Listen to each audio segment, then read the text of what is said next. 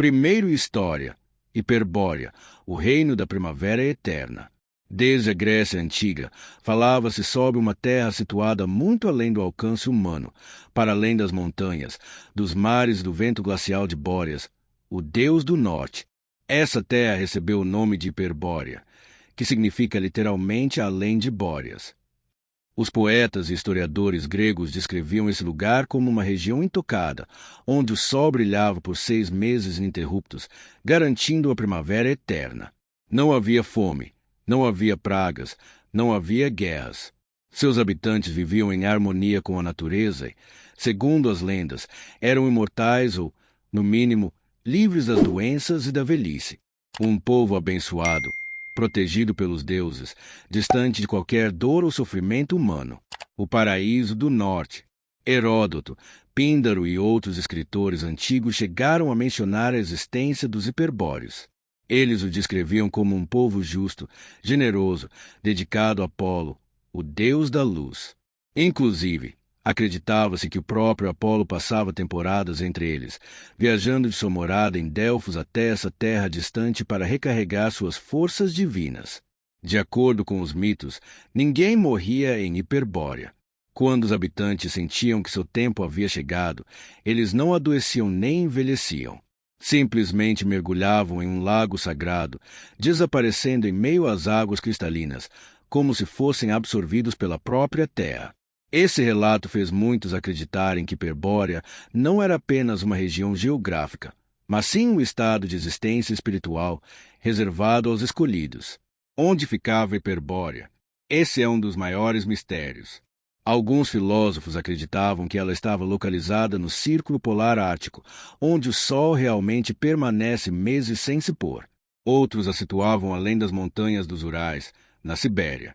Já no Renascimento, cartógrafos chegaram a desenhar mapas que mostravam uma ilha mítica no Polo Norte, dividida por 4 rios que convergiam para uma montanha central, um local que muitos ocultistas associaram à Hiperbórea.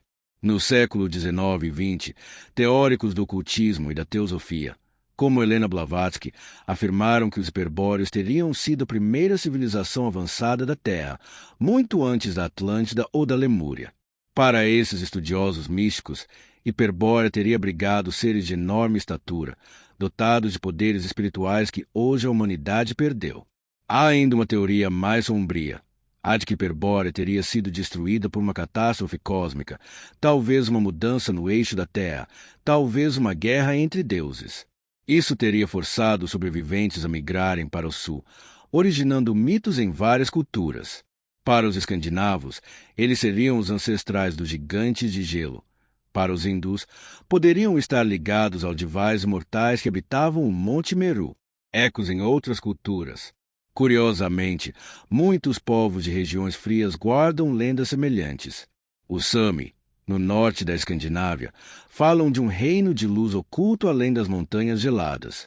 Povos siberianos mencionam terras onde o inverno nunca chega. Até mesmo entre os Inuit existe a crença em um território abençoado, sempre verde, protegido dos ventos cortantes do Ártico.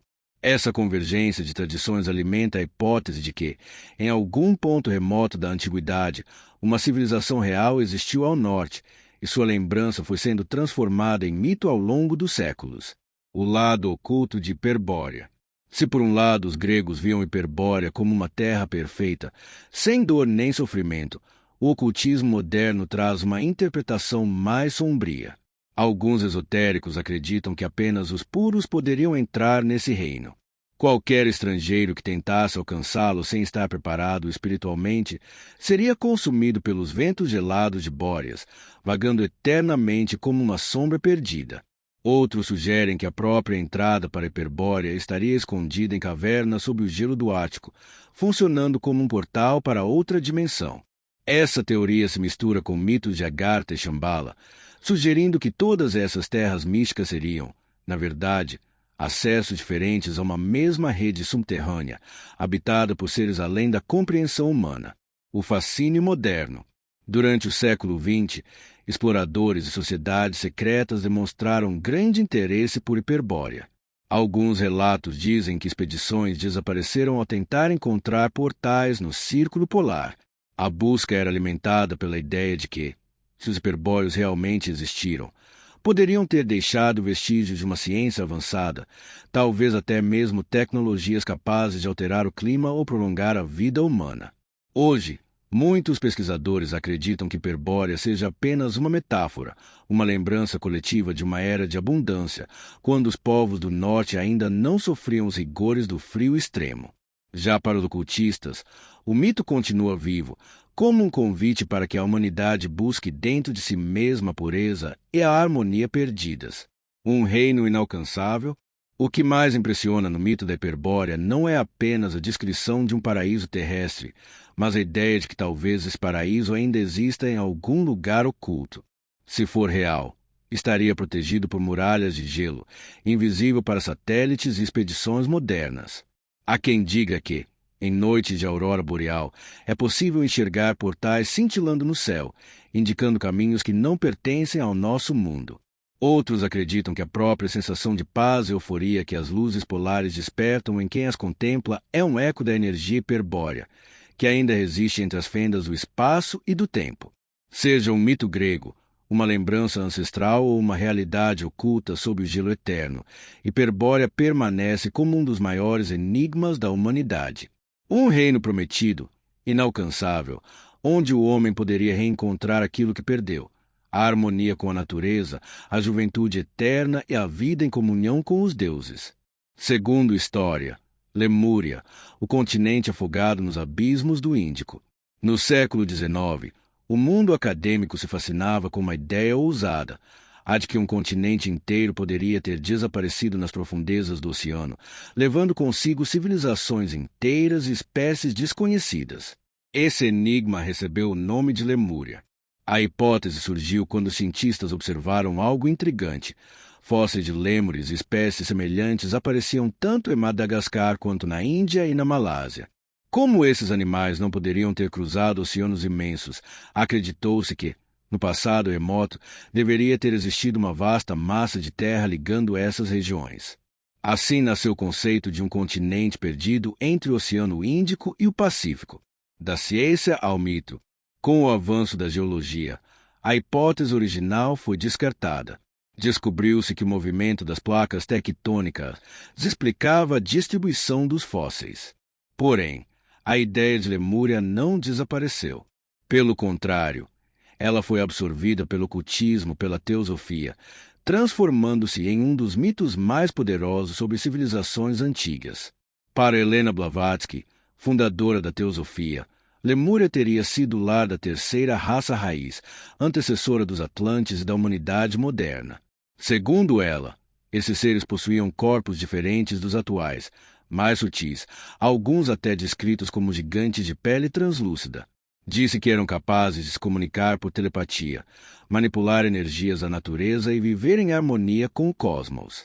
Com o tempo, Lemúria foi associada a uma civilização espiritualmente avançada, guardiã de segredos cósmicos. Enquanto Atlântida era lembrada como uma sociedade tecnológica e orgulhosa que caiu pela própria arrogância, Lemúria seria o oposto, uma terra de pureza, espiritualidade e comunhão com a natureza. Onde ficava Lemúria? A localização de Lemúria é um mistério em constante debate. Alguns a situam no Oceano Índico, entre a África, a Índia e a Austrália. Outros acreditam que se estendia pelo Pacífico, conectando as ilhas da Polinésia e da Micronésia em um gigantesco arquipélago. Lendas de povos austronésios falam de uma terra ancestral chamada Mu, que alguns ocultistas consideram outra versão de Lemúria. A semelhança entre essas narrativas levantou a hipótese de que Lemúria e Mu poderiam ser o mesmo continente, apenas com nomes diferentes transmitidos por culturas distintas. O cataclismo. Assim como a Atlântida, Lemúria teria tido um fim trágico. Textos teosóficos e relatos ocultistas descrevem um cataclismo colossal, em que o continente inteiro afundou devido a erupções vulcânicas, terremotos e deslocamentos de placas. Alguns acreditam que isso aconteceu há dezenas de milhares de anos, quando a humanidade ainda dava seus primeiros passos. Outros situam sua destruição em épocas ainda mais distantes, milhões de anos atrás, quando os seres humanos ainda não existiam da forma que conhecemos. O fato é que a memória desse cataclismo teria sido preservada em mitos de diversas culturas, histórias de inundações, de continentes que sumiram no mar e de povos que vieram de terras que já não existem. Povos do Sudeste Asiático, da Oceania e até nativos da América do Sul possuem tradições semelhantes, o que reforça a ideia de uma herança comum, o povo lemuriano. Se os relatos esotéricos estiverem corretos, os lemurianos não eram meros humanos primitivos. Eles seriam seres de grande estatura, alguns com mais de 3 metros, dotados de habilidades psíquicas e espirituais. De acordo com Blavatsky e outros ocultistas, eles teriam sido os primeiros a desenvolver uma consciência coletiva, vivendo sem guerras nem disputas de poder.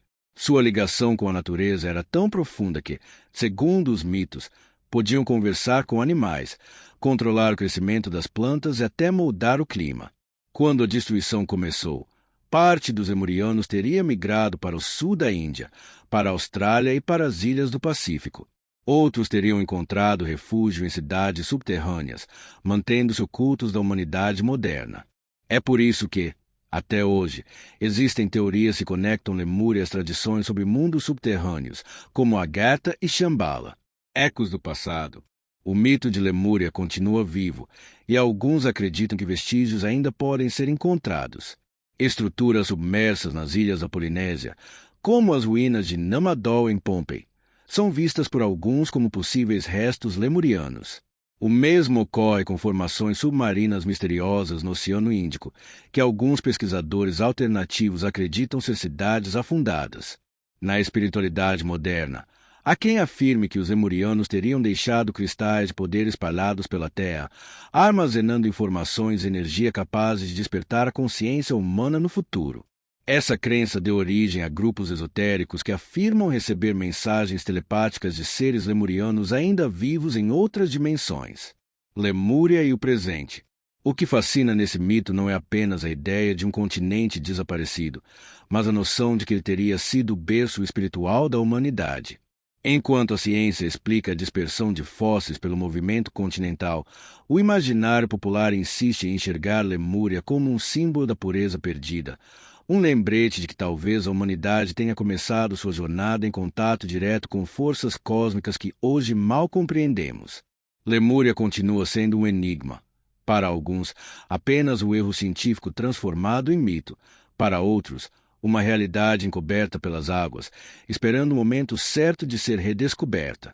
O mar guarda segredos insondáveis, e entre eles pode estar a memória de uma civilização inteira, afogada, mas jamais esquecida. Terceiro história. Shambhala, o reino oculto nos Himalaias. Entre os picos eternamente nevados dos Himalaias, onde o ar rarefeito já não permite ao homem comum seguir adiante, monges e sábios preservaram por séculos um segredo que poucos ousam pronunciar em voz alta: a existência de Shambhala. Descrita em textos budistas tibetanos, Shambhala não seria apenas uma cidade ou um reino, mas um centro espiritual oculto, invisível para os olhos dos não iniciados. Um lugar onde seres iluminados viveriam em perfeita harmonia, guardando a sabedoria suprema capaz de mudar o destino da humanidade. As raízes do mito. O primeiro registro mais conhecido de Shambhala vem do Kalachakra Tantra, um dos textos sagrados do budismo tibetano. Nele, descreve-se um reino situado em algum ponto dos Himalaias, inacessível para os mortais comuns. Apenas aqueles com pureza espiritual ou guiados por mestres poderiam encontrar a entrada. Segundo os monges, Shambhala é o lar do Rei do Mundo, um governante justo e iluminado que preserva os segredos do Dharma, a lei cósmica universal. Os habitantes desse reino não envelhecem como nós, não sofrem doenças, possuem uma compreensão tão profunda da natureza que são capazes de manipular as forças do universo. Para muitos budistas, Shambhala não é um lugar físico, mas um estado de consciência a ser alcançado por meio da meditação e da disciplina espiritual. Porém, para exploradores, ocultistas e aventureiros, sempre existiu a crença de que esse reino poderia ser encontrado de verdade, oculto entre montanhas, cavernas e vales inalcançáveis. O reino inacessível. Durante séculos, viajantes que se aventuraram pelo Tibete relataram ouvir histórias sobre esse reino secreto. Monges falavam de passagens escondidas entre glaciares, de portas que só se abriam para aqueles que estavam prontos espiritualmente. Alguns diziam que Shambhala era protegida por tempestades constantes que viajantes não autorizados jamais conseguiam chegar perto, sendo desviados por fenômenos estranhos, nevoeiros densos, deslizamentos de neve, alucinações. Os mapas antigos da Ásia Central chegaram a indicar terras misteriosas chamadas Beiu, ou vales ocultos, onde a entrada para Shambhala poderia estar escondida. Muitos acreditam que tais vales não desaparecem, mas se ocultam da percepção humana, revelando-se apenas em momentos de destino. O papel no fim dos tempos. O mito de Shambhala vai além da ideia de um paraíso espiritual. No budismo tibetano, há uma profecia segundo a qual, no futuro, quando o mundo estiver mergulhado no caos, o exército de Shambhala marchará para derrotar as forças das trevas. O rei do mundo conduzirá guerreiros iluminados em uma batalha final, restaurando a harmonia e inaugurando uma nova era de paz. Essa visão apocalíptica conecta Shambhala não apenas a um refúgio espiritual, mas também a um centro de poder, aguardando o momento certo para intervir no destino humano. Shambhala e o Ocidente. A partir do século XIX, o mito de Shambhala fascinou ocultistas e sociedades secretas na Europa. Helena Blavatsky, mais uma vez, a mencionou como um ponto de conexão entre a Terra e dimensões espirituais superiores. Outros autores teosóficos acreditavam que Shambhala abrigava os chamados mestres ascensos, seres imortais que guiavam a evolução da humanidade em silêncio, influenciando líderes, cientistas e pensadores através dos séculos.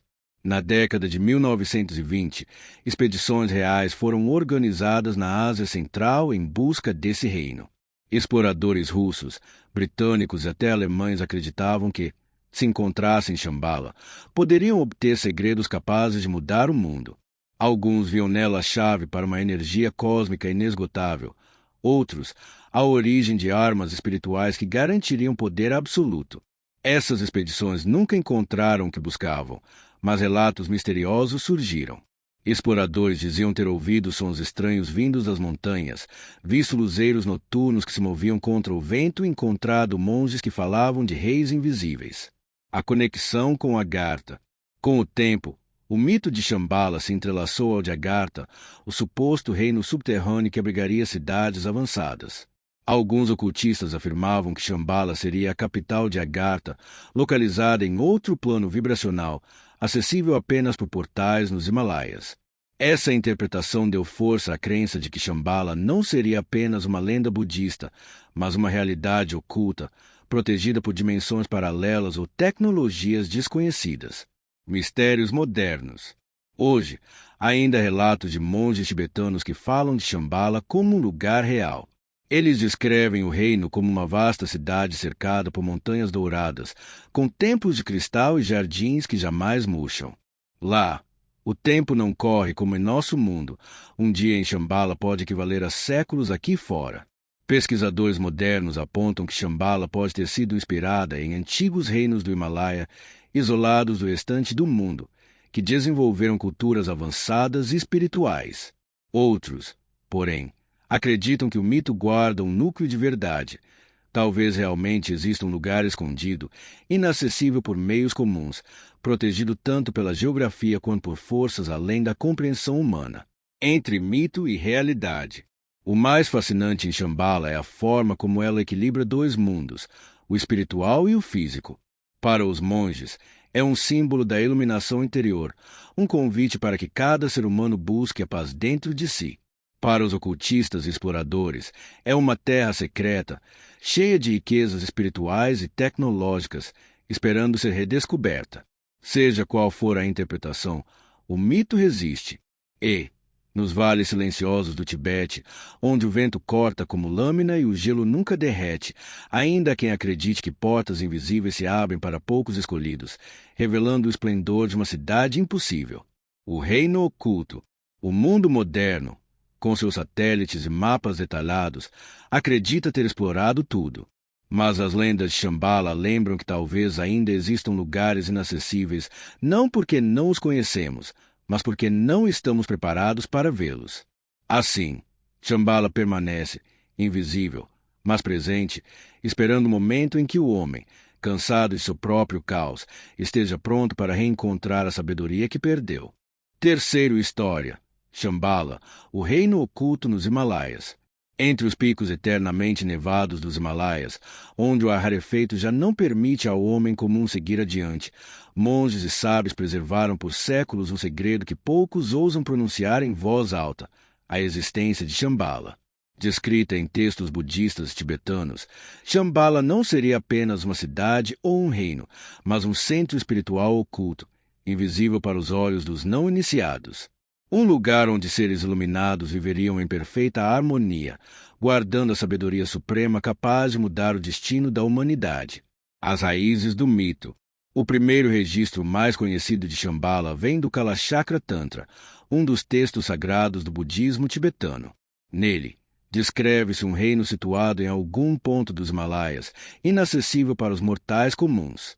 Apenas aqueles com pureza espiritual ou guiados por mestres poderiam encontrar a entrada. Segundo os monges, Shambhala é o lar do Rei do Mundo, um governante justo e iluminado que preserva os segredos do Dharma, a lei cósmica universal. Os habitantes desse reino não envelhecem como nós, não sofrem doenças, possuem uma compreensão tão profunda da natureza que são capazes de manipular as forças do universo. Para muitos budistas, Shambhala não é um lugar físico, mas um estado de consciência a ser alcançado por meio da meditação e da disciplina espiritual. Porém, para exploradores, ocultistas e aventureiros, sempre existiu a crença de que esse reino poderia ser encontrado de verdade, oculto entre montanhas, cavernas e vales inalcançáveis. O reino inacessível. Durante séculos, viajantes que se aventuraram pelo Tibete relataram ouvir histórias sobre esse reino secreto. Monges falavam de passagens escondidas entre glaciares, de portas que só se abriam para aqueles que estavam prontos espiritualmente. Alguns diziam que Shambhala era protegida por tempestades constantes que viajantes não autorizados jamais conseguiam chegar perto, sendo desviados por fenômenos estranhos, nevoeiros densos, deslizamentos de neve, alucinações. Os mapas antigos da Ásia Central chegaram a indicar terras misteriosas chamadas Beiu, ou vales ocultos, onde a entrada para Shambhala poderia estar escondida. Muitos acreditam que tais vales não desaparecem, mas se ocultam da percepção humana, revelando-se apenas em momentos de destino. O papel no fim dos tempos. O mito de Shambhala vai além da ideia de um paraíso espiritual. No budismo tibetano, há uma profecia segundo a qual, no futuro, quando o mundo estiver mergulhado no caos, o exército de Shambhala marchará para derrotar as forças das trevas. O Rei do Mundo conduzirá guerreiros iluminados em uma batalha final, restaurando a harmonia e inaugurando uma nova era de paz. Essa visão apocalíptica conecta Shambhala não apenas a um refúgio espiritual, mas também a um centro de poder, aguardando o momento certo para intervir no destino humano. Shambhala e o Ocidente. A partir do século XIX, o mito de Shambhala fascinou ocultistas e sociedades secretas na Europa. Helena Blavatsky, mais uma vez, a mencionou como um ponto de conexão entre a Terra e dimensões espirituais superiores. Outros autores teosóficos acreditavam que Shambhala abrigava os chamados mestres ascensos, seres imortais que guiavam a evolução da humanidade em silêncio, influenciando líderes, cientistas e pensadores através dos séculos. Na década de 1920, expedições reais foram organizadas na Ásia Central em busca desse reino. Exploradores russos, britânicos e até alemães acreditavam que, se encontrassem Shambhala, poderiam obter segredos capazes de mudar o mundo. Alguns viam nela a chave para uma energia cósmica inesgotável, outros, a origem de armas espirituais que garantiriam poder absoluto. Essas expedições nunca encontraram o que buscavam, mas relatos misteriosos surgiram. Exploradores diziam ter ouvido sons estranhos vindos das montanhas, visto luzeiros noturnos que se moviam contra o vento e encontrado monges que falavam de reis invisíveis. A conexão com Agartha. Com o tempo, o mito de Shambhala se entrelaçou ao de Agartha, o suposto reino subterrâneo que abrigaria cidades avançadas. Alguns ocultistas afirmavam que Shambhala seria a capital de Agartha, localizada em outro plano vibracional, acessível apenas por portais nos Himalaias. Essa interpretação deu força à crença de que Shambhala não seria apenas uma lenda budista, mas uma realidade oculta, protegida por dimensões paralelas ou tecnologias desconhecidas. Mistérios modernos. Hoje, ainda há relatos de monges tibetanos que falam de Shambhala como um lugar real. Eles descrevem o reino como uma vasta cidade cercada por montanhas douradas, com templos de cristal e jardins que jamais murcham. Lá, o tempo não corre como em nosso mundo. Um dia em Shambhala pode equivaler a séculos aqui fora. Pesquisadores modernos apontam que Shambhala pode ter sido inspirada em antigos reinos do Himalaia, isolados do restante do mundo, que desenvolveram culturas avançadas e espirituais. Outros, porém, acreditam que o mito guarda um núcleo de verdade. Talvez realmente exista um lugar escondido, inacessível por meios comuns, protegido tanto pela geografia quanto por forças além da compreensão humana. Entre mito e realidade. O mais fascinante em Shambhala é a forma como ela equilibra dois mundos, o espiritual e o físico. Para os monges, é um símbolo da iluminação interior, um convite para que cada ser humano busque a paz dentro de si. Para os ocultistas e exploradores, é uma terra secreta, cheia de riquezas espirituais e tecnológicas, esperando ser redescoberta. Seja qual for a interpretação, o mito resiste. E, nos vales silenciosos do Tibete, onde o vento corta como lâmina e o gelo nunca derrete, ainda há quem acredite que portas invisíveis se abrem para poucos escolhidos, revelando o esplendor de uma cidade impossível. O reino oculto, o mundo moderno, com seus satélites e mapas detalhados, acredita ter explorado tudo. Mas as lendas de Shambhala lembram que talvez ainda existam lugares inacessíveis, não porque não os conhecemos, mas porque não estamos preparados para vê-los. Assim, Shambhala permanece, invisível, mas presente, esperando o momento em que o homem, cansado de seu próprio caos, esteja pronto para reencontrar a sabedoria que perdeu. Quarta história, Agartha, o reino subterrâneo da Terra Oca. Enquanto Shambhala é descrita como um paraíso oculto nos Himalaias, protegido por portais invisíveis, existe outra lenda que se aprofunda ainda mais nos mistérios da Terra. Um reino que não estaria sobre as montanhas ou entre os vales secretos, mas sob os nossos pés, em cidades subterrâneas que se conectam por túneis que cruzam o planeta. Esse reino é chamado de Agartha. Para os ocultistas e teosofistas, Agartha seria um vasto império subterrâneo, governado pelo lendário Rei do Mundo, cercado por mestres ocultos que dominam segredos de energias desconhecidas. Seria a verdadeira capital de uma rede subterrânea, habitada por povos avançados, descendentes de civilizações antigas que desapareceram da superfície. As origens da lenda. A primeira menção mais clara de Agartha surge nas tradições tibetanas mongóis, que falam de reinos ocultos sob a terra, acessíveis apenas por portais sagrados. O explorador francês Ferdinand Sandowski, em seu livro Bestas, Homens e Deuses, 1922, relatou ter ouvido de monges e lamas histórias sobre esse império subterrâneo. Eles falavam do Rei do Mundo, um ser de poder espiritual e científico inimaginável, capaz de influenciar os destinos da humanidade a partir das profundezas. Segundo esses relatos, Agartha não é apenas uma cidade, mas um vasto continente subterrâneo, iluminado por fontes de energia próprias, talvez cristais gigantescos ou formas de luz desconhecidas. Seus habitantes viveriam em paz, mas reteriam conhecimentos que poderiam mudar o equilíbrio do planeta. A rede de túneis. Uma das características mais intrigantes das lendas sobre Agartha é a existência de uma rede global de túneis secretos. Esses corredores subterrâneos atravessariam continentes, conectando pontos distantes do planeta.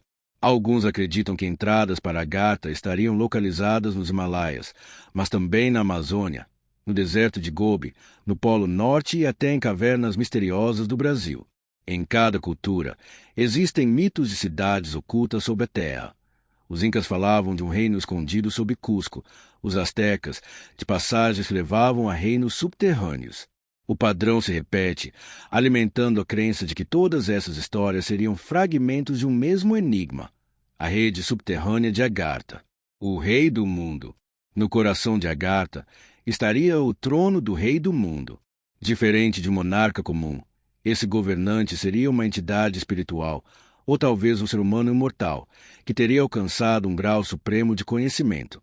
De acordo com Ossendowski, o rei do mundo se comunica com líderes da superfície em momentos críticos da história. Ele enviaria mensagens telepáticas a governantes, cientistas e visionários, influenciando decisões que moldariam o destino da humanidade. Essa ideia fez de Agartha uma obsessão não apenas para ocultistas, mas também para sociedades secretas, que acreditavam que acessar os segredos do rei do mundo poderia significar obter poder absoluto sobre a Terra. Ciência esquecida. Lendas dizem que em Agartha os habitantes possuem tecnologias muito além da nossa. Falam-se de veículos que viajam por meio de energia magnética, máquinas capazes de mover montanhas e até armas tão poderosas que poderiam apagar cidades inteiras em instantes. Entretanto, diferentemente da Atlântida, onde a soberba teria levado à destruição, em Agartha esses conhecimentos seriam guardados em segredo, usados apenas quando necessário. Muitos acreditam que terremotos, mudanças climáticas e até avanços tecnológicos repentinos em nossa história poderiam ser reflexos da intervenção dos mestres de Agartha. Entre o mito e a conspiração. A partir do século XX, o mito de Agartha se misturou com teorias da chamada Terra Oca. Alguns exploradores defendiam que os polos terrestres seriam passagens para mundos subterrâneos, habitados por povos antigos. Embora rejeitadas pela ciência, essas teorias ganharam força entre ocultistas, nazistas e até exploradores americanos. Expedições foram organizadas ao Himalaia, à Antártida e a desertos em busca das portas para o reino subterrâneo. Nenhuma obteve êxito, mas relatos estranhos surgiram, bússolas que enlouqueciam, desaparecimentos misteriosos, luzes inexplicáveis sob cavernas. O lado sombrio de Agartha. Se para muitos Shambhala representa a iluminação, Agartha tem um aspecto mais ambíguo. Alguns monges tibetanos alertavam que, embora seus habitantes fossem poderosos, o conhecimento guardado nas profundezas poderia ser perigoso demais para a humanidade da superfície. Há quem acredite que parte dos mestres de Agartha seria benevolente, mas outros poderiam manipular os rumos da civilização de forma obscura, conduzindo guerras e colapsos sociais para manter um equilíbrio secreto que só eles compreenderiam. Teorias conspiratórias modernas chegaram a afirmar que avanços repentinos em física, energia nuclear e até na corrida espacial estariam ligados a contatos ocultos com Agartha. Alguns enxergam nesses mestres subterrâneos tanto salvadores quanto possíveis manipuladores do destino humano. Portas para o desconhecido. Ainda hoje, exploradores e espiritualistas acreditam que entradas para Agartha existem. Alguns falam de cavernas nas florestas da Amazônia, protegidas por tribos que evitam o contato com forasteiros. Outros dizem que, no Tibete, monges guardam passagens que se abrem apenas em determinadas condições astrais. O mais intrigante é que relatos semelhantes aparecem em lugares distantes entre si. No Brasil, por exemplo, a lenda da cidade subterrânea de Eldorado e do reino encantado de Acacor guarda paralelos com a descrição de Agartha. No México, o mito de Chicomusto fala de ancestrais que saíram de cavernas sagradas para povoar a terra. Será coincidência, ou seria um eco de um mesmo enigma, espalhado pelo mundo entre luz e trevas? O mito de Agartha sobrevive porque desperta tanto esperança quanto medo. Para alguns, é a promessa de que não estamos sozinhos, de que existe uma civilização sábia cuidando da humanidade em silêncio. Para outros, é o presságio de que somos apenas peças em um jogo maior, manipulados por forças ocultas que jamais veremos diretamente. O que se sabe é que, sob as montanhas, desertos e florestas, a Terra guarda mistérios insondáveis. E talvez, em alguma dessas profundezas, o reino de Agartha aguarde, invisível, silencioso, observando, pronto para revelar-se apenas quando a humanidade estiver preparada ou quando for tarde demais. Quinta história. Thule, a Ilha Fantasma do Norte. Muito antes de Hiperbórea ou de Agartha serem discutidas no Ocidente, navegadores gregos e romanos já falavam de uma terra remota, gelada e envolta em mistério, chamada Thule. Era descrita como a última fronteira do mundo conhecido, localizada além das Ilhas Britânicas, em algum ponto do extremo norte da Europa. O explorador grego Pítias de Massália, no século IV a.C., foi o primeiro a mencioná-la em seus relatos de viagem.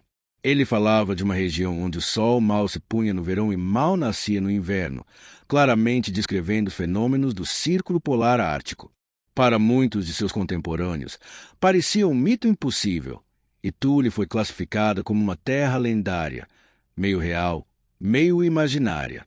Mas o tempo transformaria essa ilha em algo muito maior, um símbolo místico que séculos depois seria apropriado por ocultistas e sociedades secretas como representação de uma origem perdida da humanidade. A Terra do Norte. Os textos antigos descrevem Thule como uma ilha coberta de gelo e nevoeiro, situada no fim do mundo.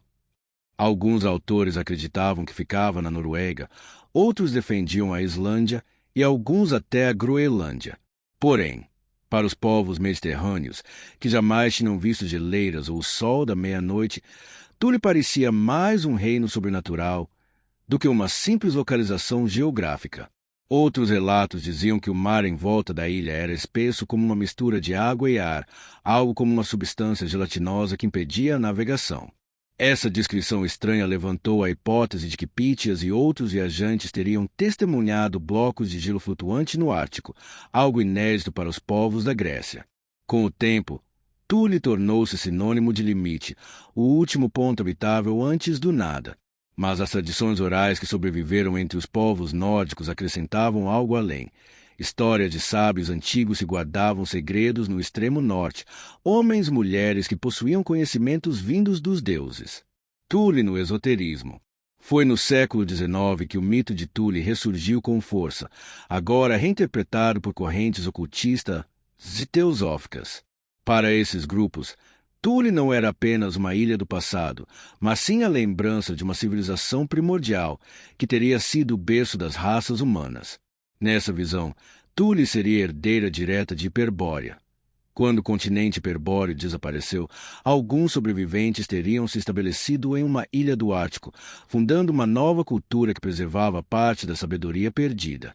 Nesses círculos, falava-se que os habitantes de Thule dominavam energias ocultas, capazes de manipular o magnetismo da Terra e o poder das estrelas. Eram vistos como mestres secretos, guardiões de um conhecimento tão avançado que se confundia com magia. Essa interpretação transformou Thule em mais do que um lugar. Tornou-se um símbolo místico do norte, a origem dos povos e um ponto de conexão com energias cósmicas. A Sociedade de Thule. No início do século XX, essa ideia tomou um rumo mais sombrio. Na Alemanha, após a Primeira Guerra Mundial, surgiu a Sociedade de Thule, um grupo ocultista que misturava esoterismo, nacionalismo e teorias raciais. Para seus membros, Thule representava a pátria perdida de uma raça primordial superior, e reencontrar sua sabedoria significava recuperar o poder original da humanidade. Reuniões secretas discutiam textos antigos, ocultismo oriental e até rituais de contato com mestres invisíveis supostamente ligados a Thule. Documentos apontam que essa sociedade influenciou diretamente movimentos políticos posteriores na Alemanha, usando o mito como justificativa para ideologias perigosas. Nessa releitura distorcida, Thule deixou de ser apenas uma ilha mística e passou a ser vista como a origem sagrada de um povo escolhido, ideia que ecoaria de maneira sinistra nos anos seguintes. O mistério das energias secretas. Entre os relatos esotéricos, dizia-se que Thule era governada por mestres ocultos que controlavam forças desconhecidas da humanidade moderna. Eles teriam o poder de manipular o clima, de acessar dimensões paralelas e até de influenciar o destino de civilizações inteiras. Alguns ocultistas falavam de um sol negro escondido no interior da Terra, cuja energia seria compreendida apenas pelos iniciados de Thule. Essa simbologia foi interpretada de várias formas. Para uns, representava uma fonte real de energia cósmica. Para outros, era apenas uma metáfora da luz interior que só poderia ser acessada por meio da iniciação espiritual. O fato é que essa ideia fascinou tanto estudiosos quanto sociedades secretas, convencidos que recuperar o legado de Thule significava dominar forças capazes de mudar o mundo. Uma ilha ou um símbolo. Com o avanço da exploração polar, muitos acreditaram que Thule poderia corresponder a algum território real. A Islândia, por exemplo, chegou a ser chamada de Última Thule, o último posto habitável do mundo. Outros identificaram Thule com a Groenlândia, a Escandinávia setentrional ou até mesmo com o continente submerso no Ártico. No entanto, nenhuma dessas hipóteses explicou completamente o enigma. Para muitos pesquisadores modernos, Thule nunca foi um lugar concreto, mas sim uma forma de mito geográfico, a representação de tudo que é distante, inatingível e misterioso. Já para ocultistas, a questão permanece em aberto. Thule seria tanto um lugar físico esquecido quanto uma dimensão espiritual, acessível apenas por aqueles capazes de romper o véu da realidade. O eco de Thule no presente. Hoje, Thule ainda resiste como símbolo. Para alguns, é apenas uma nota de rodapé da história da exploração grega.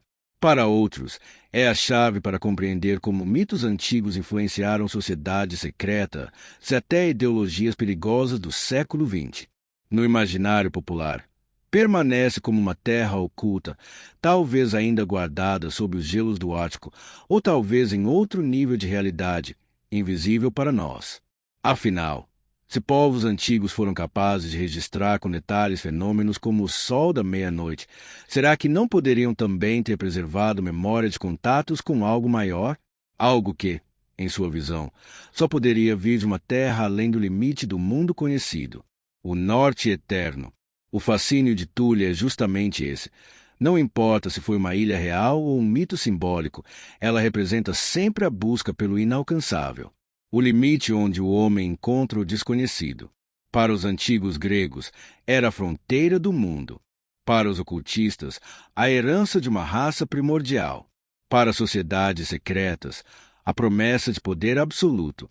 E, entre os gelos eternos do Ártico, quem ousaria dizer que não existe, escondida além dos mapas, uma ilha perdida onde mestres ocultos ainda governam, guardando segredos capazes de alterar o curso da humanidade?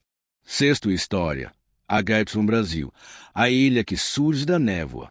Ao longo dos séculos, navegadores, monges e marinheiros contaram sobre uma ilha misteriosa que aparecia e desaparecia diante dos olhos humanos, como se estivesse presa entre dois mundos.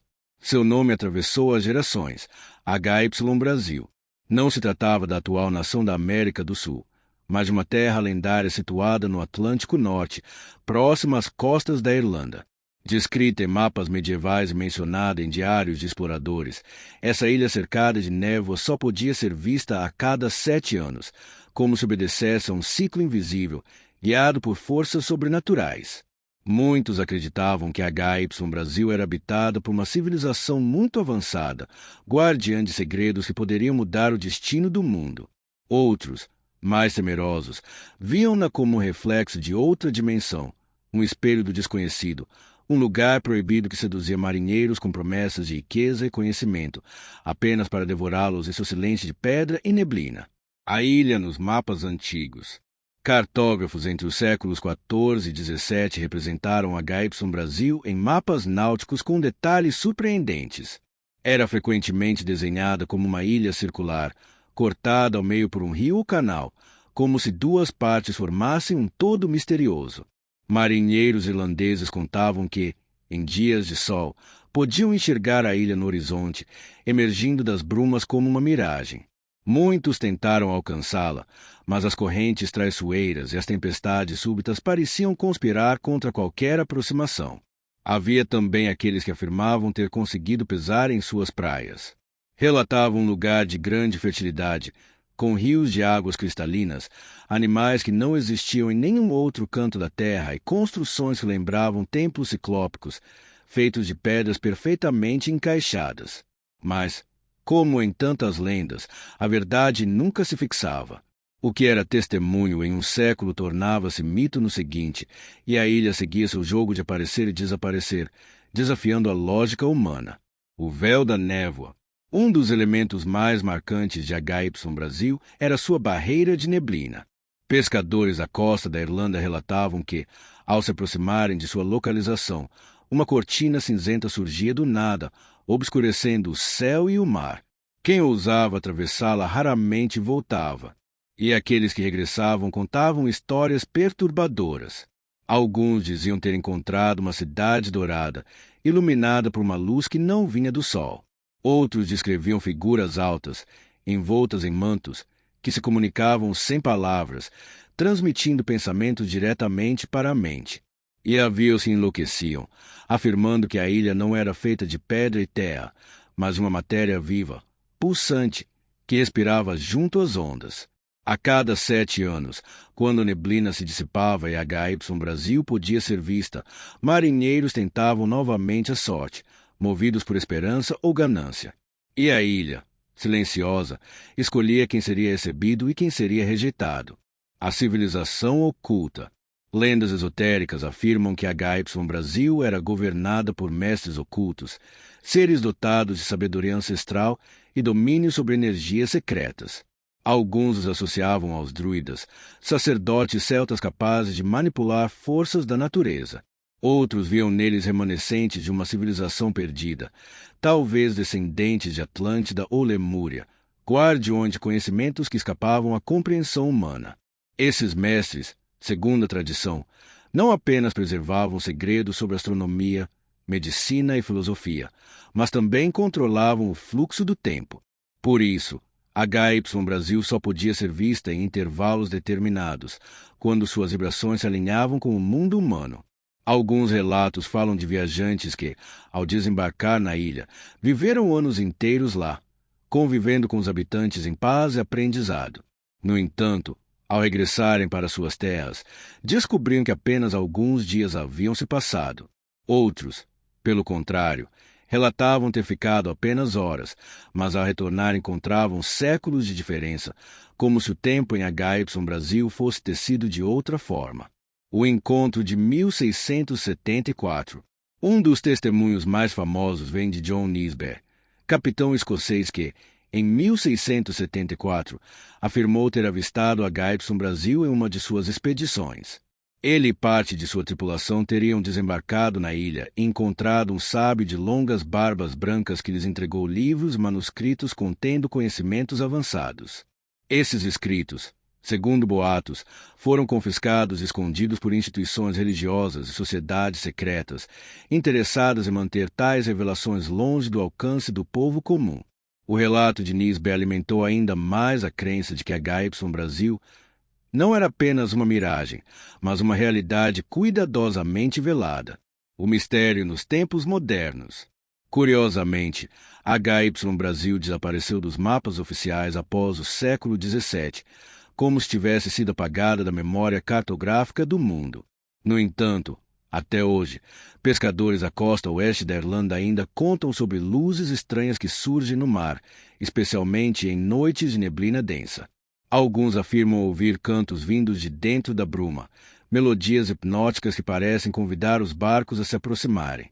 Outros juram ter visto, por breves instantes, torres douradas refletindo o luar antes de sumirem novamente. Pesquisadores modernos tentaram explicar a HY Brasil como simples miragens atmosféricas, fruto da refração da luz em determinadas condições climáticas. Mas essa explicação não basta para justificar os relatos detalhados de quem disse ter caminhado sobre suas terras. E assim, a ilha continua sendo um dos maiores enigmas do Atlântico Norte, uma ferida aberta entre a lenda e a realidade. A ilha que escolhe. Diferente de outras terras míticas, a HY Brasil não se mostra a todos. Ela parece escolher seus visitantes. Aqueles que se aproximam com o coração aberto e o desejo genuíno de aprender, talvez, recebam a dádiva de sua revelação. Já os que buscam apenas poder ou riqueza são rejeitados, tragados pelo mar revolto ou perdidos para sempre na neblina. Essa dualidade fez da ilha um símbolo de provação espiritual, uma metáfora para o que está além da cobiça humana, acessível apenas a quem transcende material e busca a essência. Conclusão. A HY Brasil permanece como um dos mais fascinantes mistérios da tradição europeia. Uma ilha que aparece e desaparece, envolta em névoa e silêncio, guardiã de segredos que podem pertencer a um passado esquecido ou a um futuro ainda por vir. Talvez seja apenas uma miragem, um mito alimentado por séculos de histórias. Ou talvez seja real, escondida por véus de energia e tempo, protegida por mestres invisíveis que vigiam o destino da humanidade. Seja como for, a HY Brasil continua a nos assombrar com sua promessa, a de um mundo à parte, tão próximo, ao mesmo tempo inalcançável. Uma terra que aguarda, em silêncio, o próximo ciclo para revelar-se novamente e talvez escolher seu próximo visitante. Sétimo história. Eldorado, o reino de ouro e sangue. A lenda de Eldorado é, talvez, uma das mais fascinantes e sombrias do continente americano. Por séculos, ela serviu de motor para a ambição desmedida de conquistadores, aventureiros e exploradores, levando centenas deles à morte em selvas densas, rios traiçoeiros e montanhas que pareciam não ter fim. O que começou como um mito indígena, uma narrativa simbólica de riqueza espiritual e ritualística, rapidamente se transformou em uma obsessão mortal para o homem europeu, ávido por ouro, glória e poder. O termo Eldorado não nasceu como referência a uma cidade, mas uma figura ritualística, o Homem Dourado. Segundo os primeiros relatos espanhóis, alguns povos da região da atual Colômbia tinham o costume de cobrir o corpo de seu líder com pó de ouro durante cerimônias religiosas. Esse chefe, nu e reluzente, mergulhava nas águas sagradas da lagoa de Guatavita, enquanto sacerdotes e guerreiros lançavam oferendas de ouro e esmeraldas ao lago como tributo aos deuses. Era um ato de renovação espiritual, uma forma de demonstrar desapego e devoção. Mas, aos ouvidos dos conquistadores, tudo soava como a confirmação de uma terra onde o ouro jorrava em abundância, esperando apenas por mãos ávidas que o retirassem. Quando os espanhóis chegaram ao Novo Mundo, traziam consigo não apenas armas, mas também um imaginário medieval repleto de cidades fantásticas, como Cibola, Paititi, principalmente Eldorado. A cada nova expedição, o mito ganhava contornos maiores. Já não era mais apenas um líder coberto de pó dourado, mas sim uma cidade inteira feita de ouro maciço, com templos reluzentes, ruas brilhantes e montanhas que cintilavam ao sol. Alguns afirmavam que Eldorado era, na verdade, um império inteiro, escondido nas selvas da Amazônia, protegido por rios caudalosos e guardiões invisíveis. A busca começou cedo. Um dos primeiros a se lançar nessa jornada foi Gonzalo Jiménez de Quesada, em 1537, liderando uma expedição pelo coração da Colômbia. O que encontrou não foi ouro, mas um reino indígena que resistia bravamente à invasão. Muitos de seus homens morreram de fome, doenças e ataques, mas os sobreviventes retornaram carregando histórias sobre lagoas sagradas e rituais dourados, alimentando ainda mais a febre pela cidade mítica. Logo, Francisco de Orellana e outros exploradores se aventuraram ainda mais longe, penetrando na Amazônia, um território inóspito e inexplorado pelos europeus. Orellana foi o primeiro a descer pelo rio Amazonas até o Atlântico, mas sua jornada foi marcada por fome extrema, batalhas contra tribos locais e a quase aniquilação de seus homens. Ainda assim, ele relatou ter visto sinais de civilizações poderosas escondidas nas matas, reforçando o mito de Eldorado. Com o passar das décadas, o sonho dourado se espalhou. Nobres, soldados até reis investiam em expedições, acreditando que uma única descoberta poderia rivalizar com a conquista do Império Azteca ou do Império Inca. Muitos morreram sem jamais retornar. Outros enlouqueceram em meio ao calor sufocante, às picadas de insetos, à fome e à constante ameaça das flechas envenenadas. O ouro prometido nunca aparecia, mas isso não impedia que novas levas de homens partissem em busca do impossível. O episódio mais famoso talvez tenha sido a tentativa de drenar a Lagoa de Guatavita, na Colômbia, no século XVI. Os espanhóis acreditavam que ali, nas profundezas, repousava um tesouro inimaginável, fruto de séculos de oferendas. Usando escravos e improvisando ferramentas, eles conseguiram baixar o nível da água, encontrando algumas peças de ouro e joias. Mas o lago parecia guardar seus segredos. Deslizamentos e inundações soterravam os trabalhos, como se uma força invisível protegesse o local. Frustrados, abandonaram a tarefa, mas a crença de que ali residia parte de Eldorado jamais se apagou. O tempo passou, mas a febre continuou. Exploradores alemães, portugueses e até ingleses se lançaram em jornadas cada vez mais perigosas. No século XIX, Sir Walter Raleigh, aventureiro britânico, afirmou ter encontrado sinais de uma cidade dourada nas selvas da Guiana. Seus relatos inflamaram a imaginação de toda a Europa, mas também o condenaram. Acusado de traição, ele morreu antes de poder provar suas descobertas. Até hoje, alguns acreditam que Halley realmente encontrou algo, mas preferiu manter em segredo, temendo que outros se apoderassem da glória. Por trás do mito de Eldorado, há também uma dimensão sombria. Para os povos indígenas, os rituais do homem dourado não tinham nada a ver com riquezas materiais, mas com equilíbrio espiritual e respeito aos deuses. Os europeus, ao distorcerem essa prática, acabaram desencadeando séculos de violência, escravidão e destruição cultural. Tribos foram exterminadas, florestas queimadas, rios saqueados em busca de ouro que, muitas vezes, sequer existia. O mito, portanto, tornou-se uma maldição. Em vez de revelar uma cidade de abundância, escancarou a ganância sem limites do homem. Ainda hoje, arqueólogos e caçadores de tesouros percorrem a Amazônia e os Andes em busca de vestígios de Eldorado. Alguns acreditam que a lenda possa se confundir com memórias de cidades pré-colombianas avançadas, que foram engolidas pela selva ao longo dos séculos. Outros sustentam que Eldorado jamais foi um lugar físico, mas sim um símbolo, a busca eterna da humanidade por algo inalcançável, uma projeção de desejo, poder e transcendência. Mas há também quem jure que os segredos do Reino Dourado permanecem escondidos.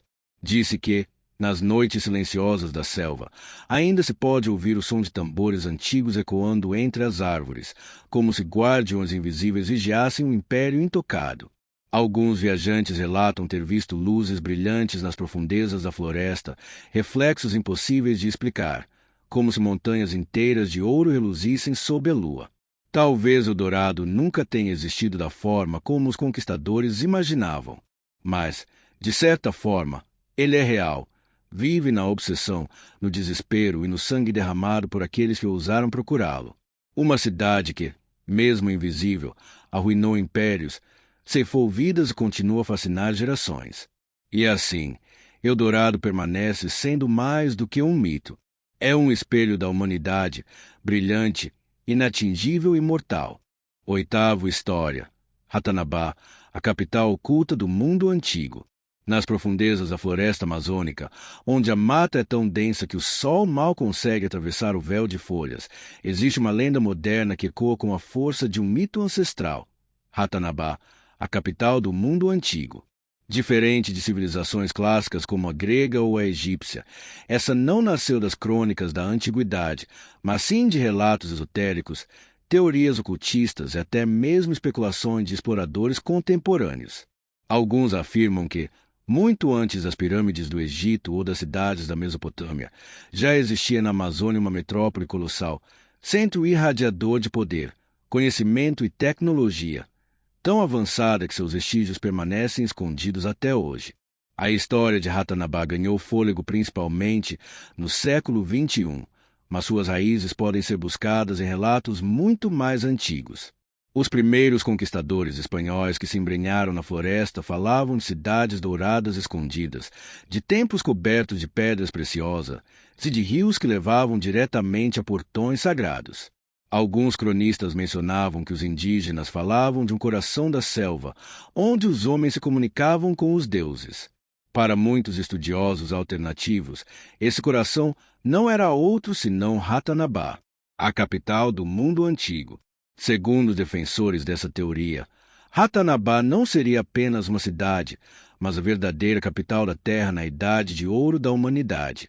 Ali, milhares de anos atrás, teria existido uma civilização altamente desenvolvida, capaz de manipular não apenas metais e pedras, mas também energias ocultas, conhecimentos cósmicos e tecnologias que hoje consideraríamos impossíveis.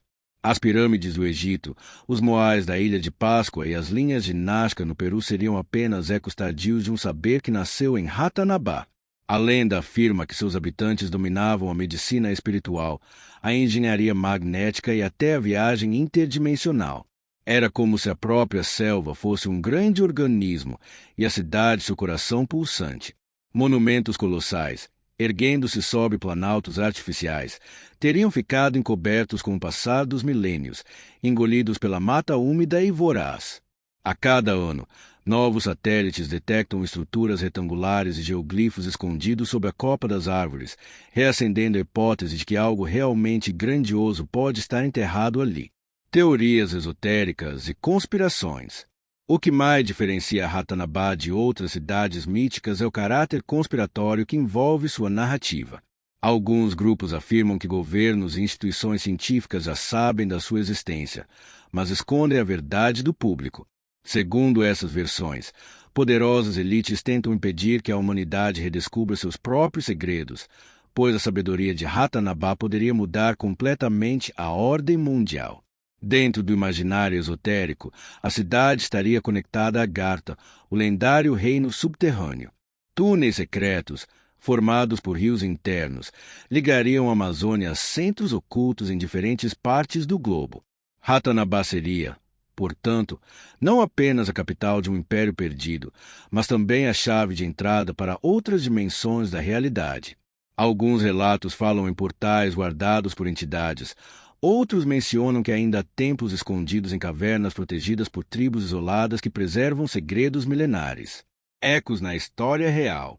Ainda que muitos considerem a ideia de Ratanabá uma invenção moderna, há paralelos curiosos com fatos históricos reais. As expedições de Percy Fawcett, o explorador britânico que desapareceu em 1925 procurando pelas cidades e no Mato Grosso, alimentam essa narrativa. Fawcett acreditava que havia uma civilização perdida na Amazônia e descreveu em cartas a presença de ruínas cobertas pela floresta. Para os entusiastas da teoria de Ratanabá, as cidades e a capital do mundo antigo são a mesma coisa. Descobertas arqueológicas recentes também aumentam o mistério. Nos últimos anos, arqueólogos encontraram sinais de urbanização complexa na Amazônia pré-colombiana. Estradas elevadas, redes de canais e até grandes praças cerimoniais. Esses vestígios mostram que, de fato, povos muito mais sofisticados do que se imaginava habitaram a região. Para os defensores de Ratanabá, esses achados são apenas a beira do tesouro oculto, a superfície de um iceberg gigantesco, o chamado da selva. No imaginário popular, Ratanabá não é apenas uma cidade, mas um chamado. Muitos exploradores, místicos e aventureiros afirmam sentir que há algo vivo na floresta, uma energia que guia alguns e repele outros. Há relatos de pessoas que, ao tentar se aproximar de certas regiões, sofrem desorientação, febres repentinas ou visões de cidades brilhantes no meio da mata. Seriam alucinações causadas pela floresta ou manifestações de uma força ainda adormecida. Alguns povos indígenas falam sobre a cidade dos antigos, onde os pajés aprendiam a conversar com os espíritos do céu. Essa tradição oral, passada de geração em geração, reforça a ideia de que existe algo mais na selva do que os olhos conseguem ver. A própria palavra Ratanabá não possui origem confirmada, o que aumenta o mistério. Seria uma denominação esotérica moderna ou um eco de um idioma perdido. O segredo enterrado. A lenda de Ratanabá alimenta tanto o imaginário coletivo que já se tornou quase impossível separar fato de fantasia. Uns acreditam que ela nunca existiu e não passa de invenção contemporânea. Outros defendem que os satélites e radares ainda revelarão sua grandiosidade. O certo é que a Amazônia guarda mistérios ainda insondáveis e que a floresta é capaz de esconder ruínas por milênios sem deixar rastros. Se Ratanabá de fato existiu, talvez ela continue lá, enterrada sob camadas de raízes, rios e terras úmidas, aguardando o momento em que a humanidade esteja preparada para redescobri-la. Alguns dizem que, quando a cidade for finalmente revelada, será o sinal de uma nova era, de revelação ou de catástrofe, pois quem ousar abrir seus portões poderá libertar não apenas conhecimentos esquecidos, mas também forças que deveriam permanecer adormecidas. Nono História, Mu, o continente perdido do Pacífico. Em meio ao vasto azul do Oceano Pacífico, há séculos, marinheiros e exploradores relataram histórias de ilhas que surgiam e desapareciam, de terras esquecidas que pareciam existir apenas nas memórias de viajantes antigos. Entre esses relatos, o nome de Mu se destaca como o de um continente perdido, uma civilização mítica que teria florescido milhares de anos antes de qualquer registro escrito da história humana conhecida. Acredita-se que Mu era muito mais do que uma simples ilha. Era um verdadeiro continente, lá de uma sociedade avançada, com conhecimentos que até hoje nos fascinam e nos intrigam. As primeiras referências modernas a Mu surgiram no século XIX, graças ao escritor e pesquisador James Schwartz, que afirmava ter traduzido antigas tabuletas de pedra encontradas na Índia, gravadas por uma civilização esquecida. Segundo Schwartz, Mu teria sido a origem de toda a humanidade, um epicentro cultural e tecnológico do mundo antigo. Sua população seria enorme, suas cidades, vastas e sofisticadas, e suas construções, tão avançadas quanto qualquer obra dos egípcios ou dos maias. Alguns estudiosos descrevem Mu como uma fonte de toda a arquitetura monumental da antiguidade, sugerindo que pirâmides, templos e observatórios astronômicos teriam derivado do conhecimento transmitido por sobreviventes desse continente. A lenda de Mu não se limita apenas à erudição ou às pedras gravadas. Segundo relatos, a civilização dominava tecnologias que hoje pareceriam impossíveis para uma sociedade pré-histórica, máquinas movidas por energia desconhecida, técnicas avançadas de agricultura e irrigação capazes de sustentar milhões de pessoas e até conhecimento sobre astronomia e alinhamentos cósmicos. Há quem afirme que os habitantes de Mu tinham contato com civilizações de outras regiões, trocando informações com culturas que mais tarde surgiriam na América Central, na Mesopotâmia e no Egito. De fato, padrões arquitetônicos e religiosos semelhantes entre culturas tão distantes geograficamente são frequentemente citados como indício de que Mu pode ter existido de fato, servindo como uma ponte cultural perdida no tempo. O destino de Mu, contudo, é tão dramático quanto seu surgimento. A narrativa mais comum descreve um cataclismo colossal. Terremotos, maremotos e erupções vulcânicas teriam destruído o continente, submergindo sob as águas do Pacífico. Disse que cidades inteiras afundaram de um dia para o outro, levando consigo templos, bibliotecas e registros de uma sabedoria que jamais poderia ser totalmente recuperada. Testemunhos antigos falam de sobreviventes que teriam vagado pelo mundo, espalhando fragmentos da cultura de Mu e dando origem a novas civilizações. Alguns afirmam que foi dessa migração que nasceram os antigos maias, egípcios e babilônios, carregando consigo conhecimento sobre astrologia, geometria e construção monumental que pareciam inexplicáveis sem uma fonte comum anterior. O fascínio por Mu se mantém até hoje, especialmente entre exploradores do oceano, arqueólogos e ocultistas. Diversos mapas antigos, incluindo mapas de culturas pré-colombianas, sugerem a existência de ilhas gigantescas que desapareceram misteriosamente, e alguns pesquisadores modernos apontam que essas regiões submersas poderiam ser os restos de Mu. Em 1940, a oceanógrafa Marie Tarp e outros especialistas começaram a mapear o fundo do Pacífico, identificando elevações submarinas e estruturas que, para alguns teóricos, poderiam ser vestígios de cidades afundadas. Embora a comunidade científica permaneça cética, a busca por provas físicas de Mu persiste, alimentando expedições e mergulhos em locais remotos, onde correntes fortes e profundidades extremas tornam qualquer descoberta extraordinariamente difícil. Além da arqueologia, Mu também deixou uma marca profunda no imaginário coletivo. Muitos relatos de culturas polinésias das ilhas do Pacífico fazem referência a terras ancestrais que desapareceram no oceano, bem como de heróis e deuses que teriam caminhado por essas terras perdidas. Lendas sobre gigantes, templos submersos, bibliotecas de pedra perdida no fundo do mar reforçam a ideia de que Mu não era apenas uma ilha física, mas um centro espiritual, cultural e místico, quase um Éden perdido. Alguns ocultistas do século XX chegaram a associar Mu a uma energia cósmica especial, afirmando que a civilização teria alcançado um nível de consciência elevado, capaz de influenciar o destino de povos distantes e até de manipular forças naturais. Embora muitos céticos considerem Mu apenas uma fantasia ou um mito moderno, a ideia de um continente perdido no Pacífico continua a capturar a imaginação. O fascínio reside na possibilidade de que uma civilização avançada, maior e mais antiga do que qualquer outra conhecida, tenha existido e sido varrida do mapa pela força da natureza, deixando apenas fragmentos de seu legado dispersos pelo mundo. Mapas, Lendas orais, padrões arquitetônicos semelhantes entre culturas distantes e descobertas submarinas continuam a alimentar a esperança de que um dia poderemos encontrar vestígios concretos dessa terra mítica. Mu, portanto, permanece entre o mito e a história, entre o impossível e o provável. É a lembrança de um mundo perdido, uma civilização que poderia ter mudado para sempre o curso da história humana, mas que foi engolida pelo próprio oceano que um dia sustentou sua grandeza. Enquanto olhamos para o Pacífico e contemplamos sua imensidão azul, é impossível não imaginar as cidades submersas, os templos e as bibliotecas que ainda jazem nas profundezas, silenciosas, esperando que alguém descubra o que restou o lendário continente de Mu. 10ª história. Atlântida, a ilha perdida de poder e mistério.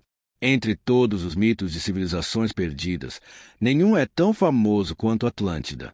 Mencionada por Platão em seu diálogo Timeu e Crítias, Atlântida é descrita como uma ilha-continente de riqueza incomparável, tecnologia avançada e organização social extraordinária. Segundo Platão, Atlântida teria existido há cerca de 9.000 anos antes de sua própria época, uma sociedade próspera e poderosa localizada além das colunas de Hércules, o que hoje conhecemos como o Estreito de Gibraltar. Atlântida não era apenas um território vasto, era um império sofisticado. Platão descreve sua capital como uma cidade cercada por canais de água, muros de pedra de diversas cores e palácios ornamentados. O ouro, a prata e outros minerais preciosos eram abundantes, e templos magníficos dedicados aos deuses se erguiam em cada ponto estratégico. Cada detalhe da cidade revelava o avanço da engenharia atlante.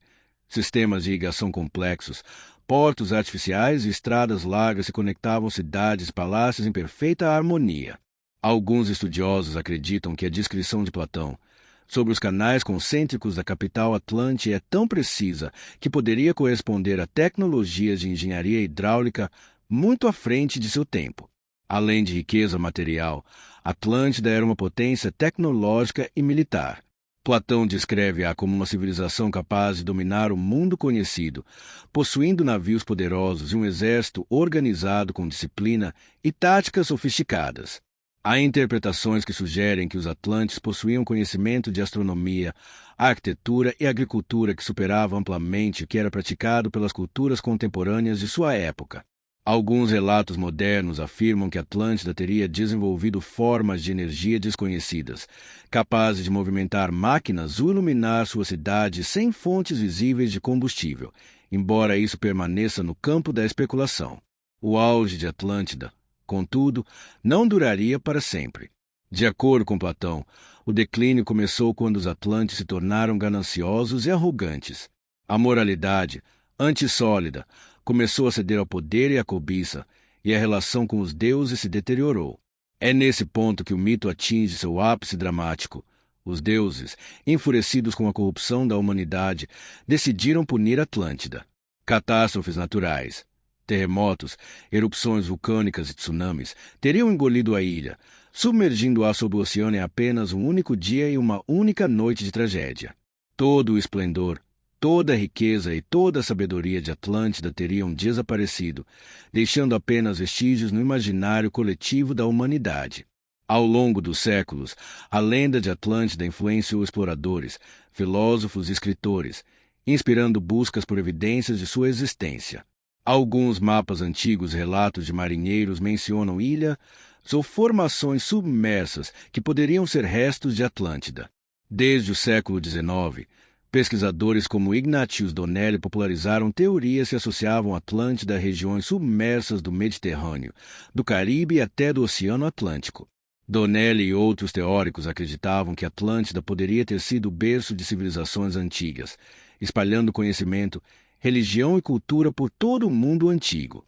Arqueólogos modernos, embora céticos, encontraram indícios intrigantes em locais como as ilhas de Santorini, a região do Mediterrâneo Oriental e estruturas submersas próximas a Cuba e as Bahamas.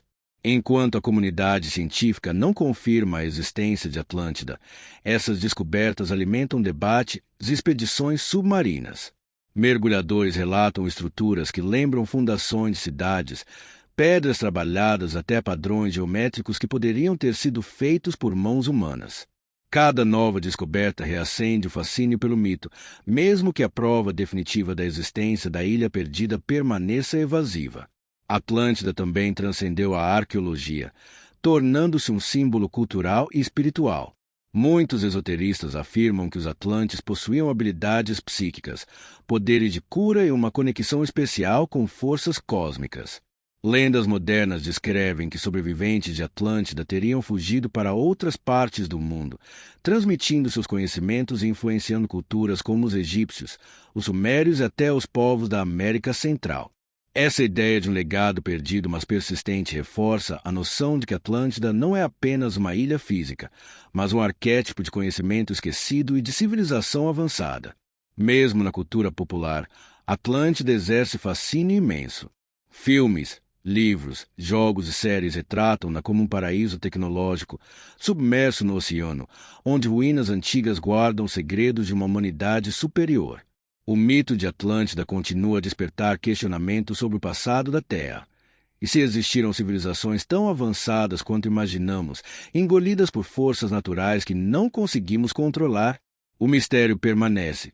Uma ilha de ouro, sabedoria e poder, submersa nas profundezas, à espera de ser descoberta ou apenas lembrada através das lendas que atravessam milênios. Atlântida, portanto, permanece entre mito e realidade, uma civilização de esplendor incomparável que teria desaparecido de repente, deixando apenas fragmentos de sua glória na memória da humanidade. Sua história nos convida a imaginar mundos perdidos, questionar o passado e refletir sobre como a arrogância e a ganância podem condenar até mesmo a sociedade mais avançada. Enquanto os oceanos guardam seu segredo silencioso, Atlântida vive em cada narrativa de civilizações perdidas, em cada mapa submerso e em cada história de humanidade esquecida pelo tempo. 11ª História. Híron, a Atlântida do deserto. No coração árido da Península Arábica, entre dunas que se estendem até onde a vista alcança, há séculos perpétua a lenda de uma cidade perdida, um reino magnífico que teria sido tão grandioso quanto qualquer civilização conhecida. Essa cidade é Híron, também chamada por alguns estudiosos modernos de Ubar, muitas vezes referida como a Atlântida do deserto.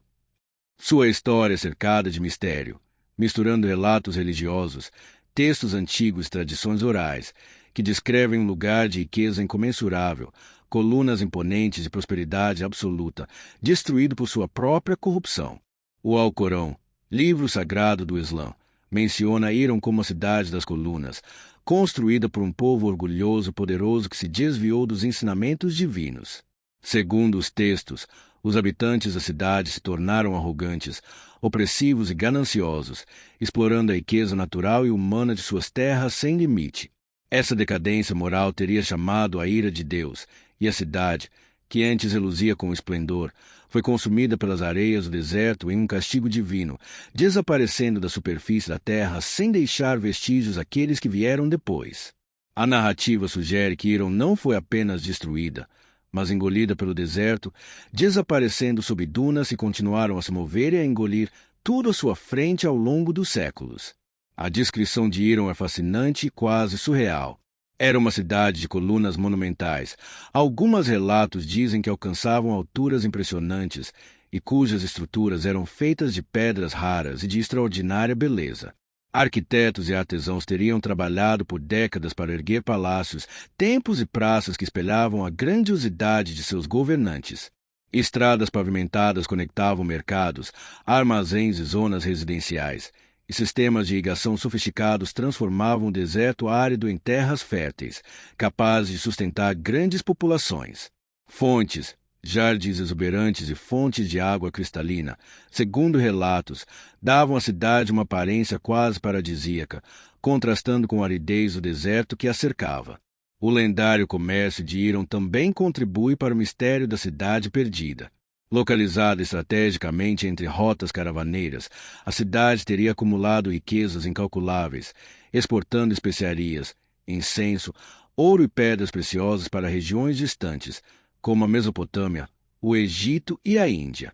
Essa prosperidade atraiu viajantes e comerciantes de todas as partes, que descreviam Híron como um verdadeiro oásis de opulência, uma joia erguida em meio ao mar de areia. No entanto, os registros antigos alertam que a riqueza sozinha não sustentava a cidade. Seu orgulho e arrogância acabaram sendo a causa de sua ruína. Ao longo do século XX, exploradores e arqueólogos modernos buscaram sinais concretos de Irão ou Ubar. Expedições no deserto de Rub al-Khali, conhecido como Quarto Vazio, uma das maiores extensões de areia contínua do planeta, revelaram ruínas e vestígios que poderiam corresponder à cidade mencionada no Alcorão. Em 1991, arqueólogos liderados por Juri Zariz, utilizando imagens de satélite e análise de antigas rotas de caravanas, identificaram estruturas submersas sob as dunas, como poços, torres e restos de vias pavimentadas. Alguns acreditam que essas descobertas indicam que o Bar existiu realmente, embora a maior parte da cidade tenha sido enterrada pelo movimento das areias, tornando impossível sua reconstrução completa.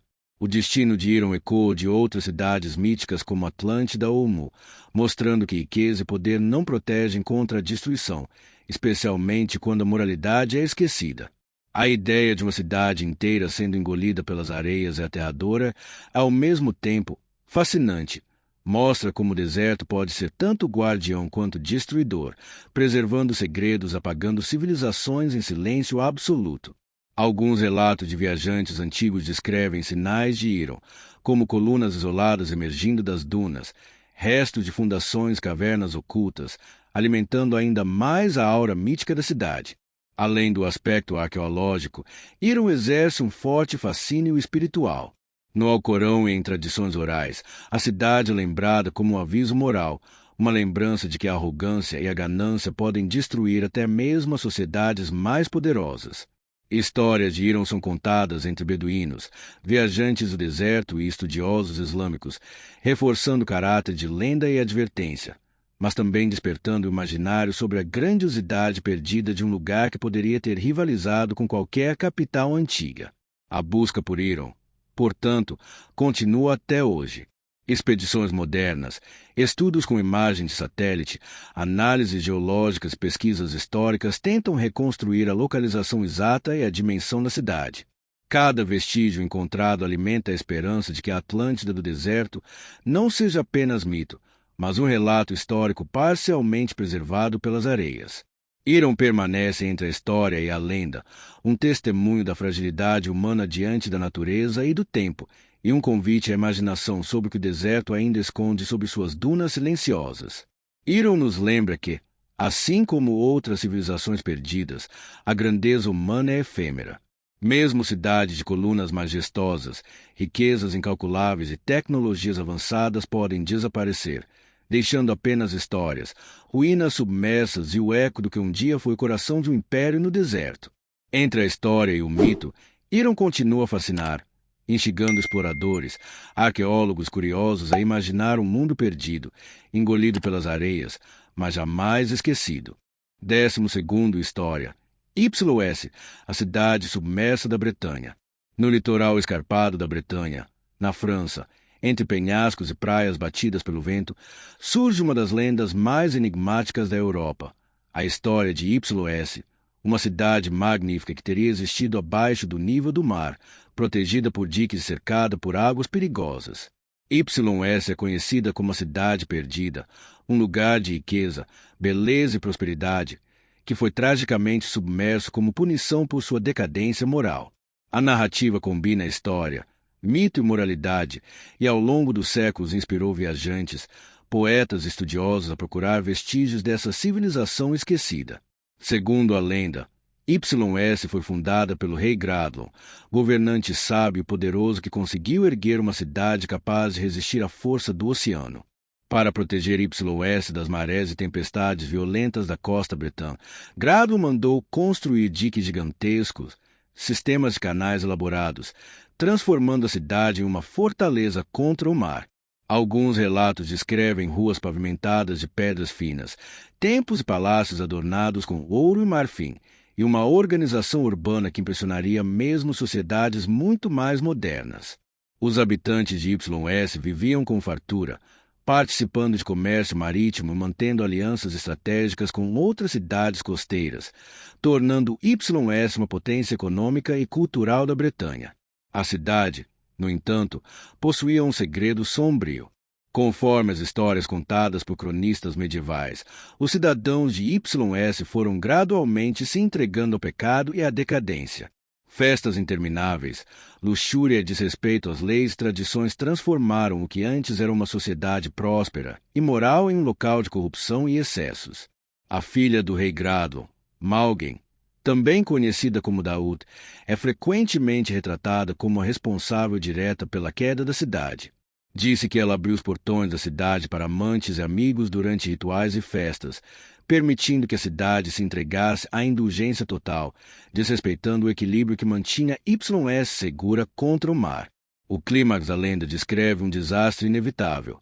A fúria do oceano, que já havia sido contida pelos diques e pela sabedoria de Gradon, finalmente se abateu sobre YS. Segundo os relatos, Daud foi a primeira a ser engolida pelas águas, arrastando a cidade inteira em uma noite de tragédia. O rei Gradon, percebendo a catástrofe, conseguiu escapar montando seu cavalo mágico, levando consigo a filha em seus braços. Em algumas versões da lenda, Daud se afoga ou se transforma em uma entidade espiritual ligada ao mar, tornando-se símbolo da tentação e do pecado que levou à destruição. As águas engoliram palácios, templos, ruas e mercados, deixando apenas rumores e fragmentos de uma civilização magnífica. YS não é apenas uma história moral, mas também um enigma geográfico. Alguns estudiosos e exploradores tentaram localizar a cidade submersa na costa da Bretanha, em regiões próximas a Douarnenez e Quimper. Pesquisas arqueológicas modernas indicam a existência de antigas estruturas de pedra e ruínas parcialmente submersas que poderiam ter inspirado a lenda, embora nenhuma prova conclusiva tenha sido encontrada. Ao longo dos séculos, navegadores e mergulhadores afirmaram ver torres e casas sob a superfície, especialmente durante marés baixas, reforçando a aura mística que envolve YS. Além da arqueologia, YS se tornou um símbolo literário e cultural. Poetas bretões do século XIX celebraram a cidade em canções e contos, enfatizando sua beleza, riqueza e a tragédia de sua destruição. Escritores modernos associam YS à ideia de que a decadência moral e a desobediência às leis naturais inevitavelmente conduzem à ruína, refletindo temas universais que atravessam culturas e tempos. A cidade submersa é retratada não apenas como uma maravilha arquitetônica perdida, mas como uma advertência espiritual. Beleza e riqueza sem ética e respeito pelas leis do equilíbrio podem desaparecer em um instante. A lenda de YS também se mistura com relatos sobrenaturais. Contos populares falam de sinos que podem ser ouvidos tocando sob as ondas, de luzes que brilham à noite nas profundezas do mar, e de aparições de Daud, vagando entre as correntes, lembrando aos vivos do destino da cidade. Alguns mergulhadores relatam sentir correntes estranhamente fortes, redemoinhos repentinos e ecos de construções submersas, fenômenos que alimentam a crença de que YS permanece parcialmente preservada sob as águas, guardando seus segredos para aqueles que ousarem procurar. Enquanto o oceano cobre a cidade, YS continua a viver nas histórias, nas canções e na imaginação das pessoas. É uma lembrança da fragilidade da civilização diante da natureza e da moralidade. A cidade que uma vez desafiou o mar com diques e engenharia avançada foi lembrada para sempre como uma lição sobre orgulho, indulgência e o preço da decadência. YS, portanto, é mais do que uma cidade perdida, é um mito atemporal. Ela nos convida a imaginar ruas pavimentadas, palácios reluzentes e templos submersos, ao mesmo tempo que nos alerta sobre a efemeridade da riqueza e do poder humano. Entre as ondas do Atlântico e as areias do litoral bretão, a cidade submersa continua a existir, silenciosa e misteriosa, um tesouro da imaginação e uma advertência histórica que atravessa séculos. 13º História. Cíbula, as 7 cidades de ouro. No século XVI, quando exploradores espanhóis cruzavam o Novo Mundo em busca de riquezas inimagináveis, circulava entre eles uma lenda fascinante e perigosa, a existência de Cíbula, as 7 cidades douradas. Segundo relatos de nativos e rumores trazidos por missionários, essas cidades estariam espalhadas pelo interior das Américas, cada uma repleta de ouro, pedras preciosas, tesouros inimagináveis. A promessa de riqueza atraía aventureiros, soldados conquistadores, levando expedições inteiras a atravessar desertos, montanhas e rios desconhecidos, muitas vezes desaparecendo para sempre em busca de uma fortuna que podia ser apenas mito. A primeira menção à Cíbula veio de relatos espanhóis vindos de tribos indígenas no norte do México e sudoeste dos atuais Estados Unidos. Os exploradores descreveram cidades grandes, com palácios de ouro, torres reluzentes e ruas pavimentadas com pedras preciosas. Esses relatos eram muitas vezes exagerados ou mal compreendidos, mas o suficiente para incendiar a imaginação de homens ávidos por riquezas e fama. Entre eles, destacaram-se figuras como Francisco Vázquez de Coronado, que em 1540 liderou uma expedição em busca das lendárias cidades, atravessando regiões áridas do atual Arizona, Novo México, Kansas e até o sul do Colorado, sem jamais encontrar ouro suficiente para validar os mitos. As descrições de Cíbula, como narradas por missionários e exploradores, falam de cidades organizadas e sofisticadas, com palácios e templos que refletiam a riqueza e a habilidade arquitetônica de seus habitantes.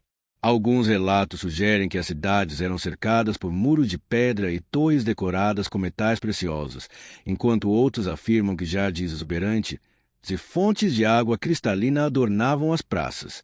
O ouro, segundo os boatos, era tão abundante que podia ser visto nas portas, nos móveis e até nos utensílios domésticos. Cada cidade teria seu próprio governante, mas todas seguiam regras comuns de prosperidade e comércio, tornando-se verdadeiros centros urbanos de poder e riqueza. No entanto, a busca por Cíbula revelou-se uma das mais perigosas expedições da história das Américas. Os espanhóis enfrentaram terrenos inóspitos, deserto escaldante, rios traiçoeiros e tribos hostis.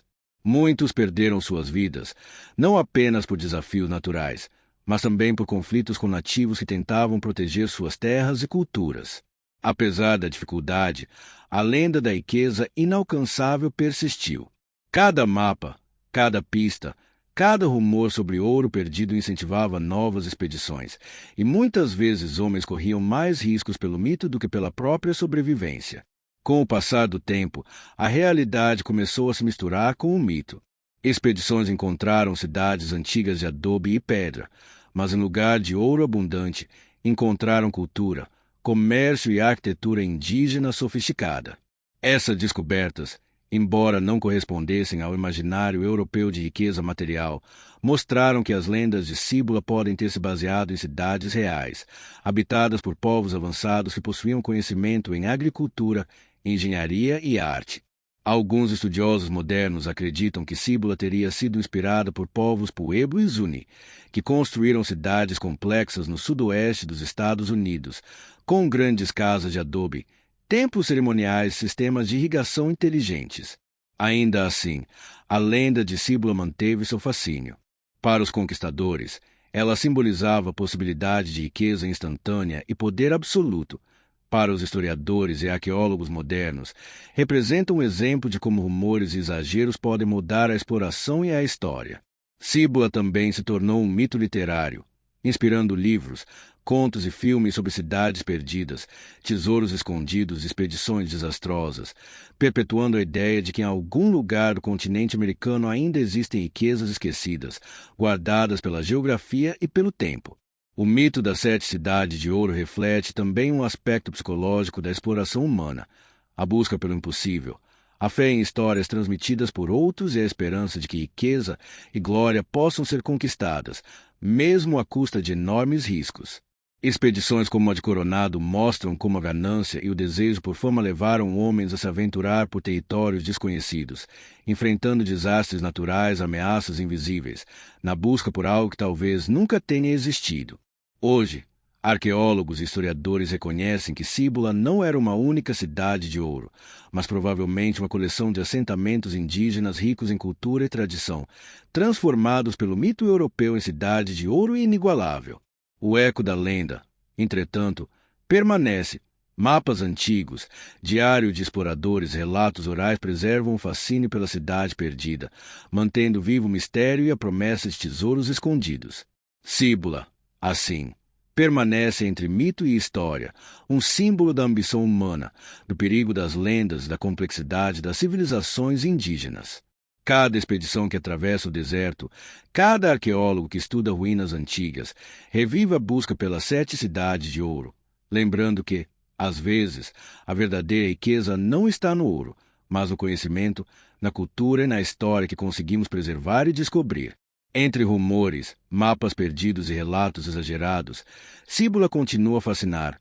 Uma cidade que talvez nunca tenha existido como os europeus imaginavam, mas que permanece viva na imaginação humana, inspirando coragem, ganância e mistério.